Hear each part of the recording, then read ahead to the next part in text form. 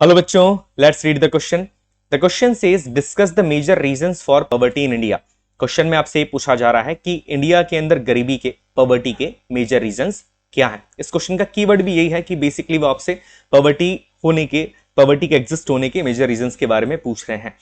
The answer says the major reasons for poverty in India are number 1 the colonial rule. Colonial rule का मतलब यह है कि जब इंडिया के अंदर ब्रिटिशर्स का राज था, जब इंडिया ब्रिटिशर्स या कह सकते हैं कि ब्रिटिश कॉलोनी हुआ करती थी, उस टाइम पे ऐसा क्या हुआ कि आज तक इंडिया के अंदर पॉवर्टी एग्जिस्ट करती है। बिकॉज गरीबी जो है, पॉवर्टी जो है, वो कोई प्रेजेंट सिचुएशन पे डिपेंड नहीं करती है। पॉवर्टी एक किसी भी कंट्री के पास्ट सिचुएशन के ऊपर भी बहुत ज्यादा डिपेंड करती है कि पास्ट में ऐसा क्या हुआ कि पॉवर्टी आज तक एग्जिस्ट कर रही है। दैट्स वाई हमें इस क्वेश्चन को भी पास्ट से लेकर प्रेजेंट तक जो भी रीजंस रहे हैं उनके हिसाब से या उनके बेस के ऊपर एक्सप्लेन करना है। So the answer says the British policies during the colonial rule were not in the favor of Indian economy or local economy। जो ब्रिटिशर्स की पॉलिसी थी ड्यूरिंग द कॉलोनियल रूल, उन्होंने इस तरह की पॉलिसीज बनाई थी जो कि हमारी लोकल इकोनॉमी के फेवर में बिल्कुल भी नहीं थी। Traditional handcraft industry were decline and policies of colonial government discourage development of traditional industries. उनकी मेजरली जो पॉलिसीज थी, उन पॉलिसीज के थ्रू जो सबसे ज्यादा नुकसान हुआ था वो हुआ था हमारी ट्रेडिशनल हैंडक्राफ्ट इंडस्ट्री को। और हमारा देश अपनी ट्रेडिशनल हैंडक्राफ्ट इंडस्ट्री के लिए ही जाना जाता था। इंडिया के अंदर अगर कॉलोनियल रूल की बात की जाए तो जो सबसे मेजर इंडस्ट्री थी वो थी हमारी handcraft industry.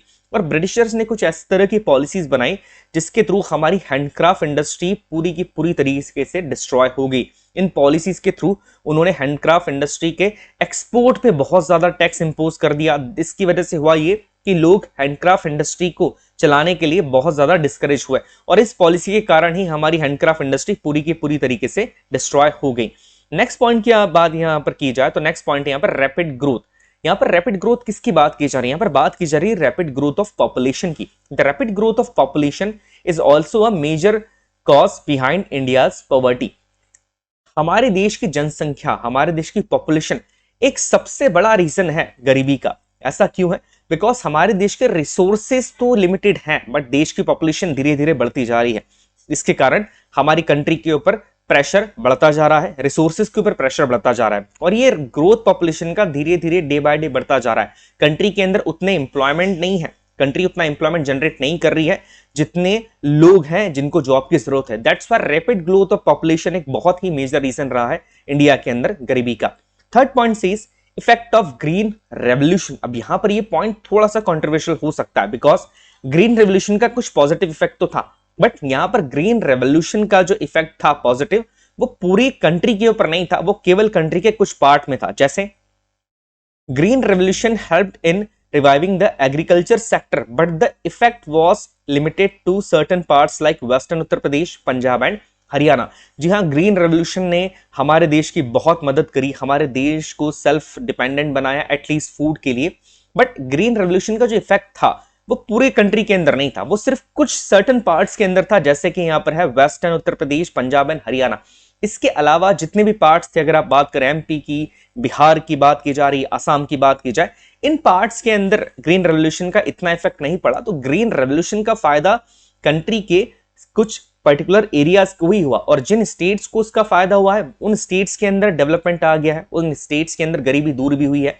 But Jin states को इसका फायदा नहीं हुआ, जिन स्टेट्स के अंदर ग्रीन रेवोल्यूशन का इफेक्ट नहीं पड़ा, उन स्टेट्स के अंदर पॉवर्टी का रेशो अभी भी हाई है। नेक्स्ट पॉइंट की बात यहां पर की जाए, नेक्स्ट पॉइंट कहता है कि unequal distribution of land and other resources is also major reason for poverty. Unequal distribution of land ये भी एक बहुत बड़ा रीजन है।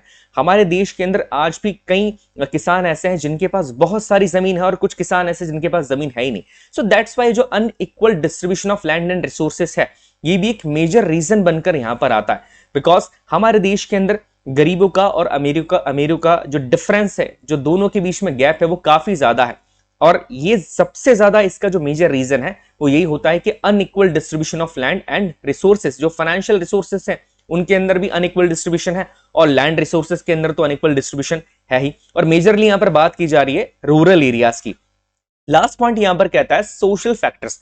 Various social factors like caste system, religious faith, religious ceremonies, male dominism etcetera responsible for poverty. देखिए, social factors आज भी responsible बहुत ज्यादा है गरीबी के लिए। जैसे अगर यहां पर बात की जाए कि मेल डोमिनिज्म का मतलब ये होता है कि आज भी रूरल एरियाज के अंदर महिलाओं को या वुमेन्स को घर से बाहर निकलने नहीं दिया जाता है, उन्हें काम करने नहीं दिया जाता है, जिसके कारण वो अपने घर की फाइनेंशियल कंडीशंस को सुधार नहीं सकती हैं।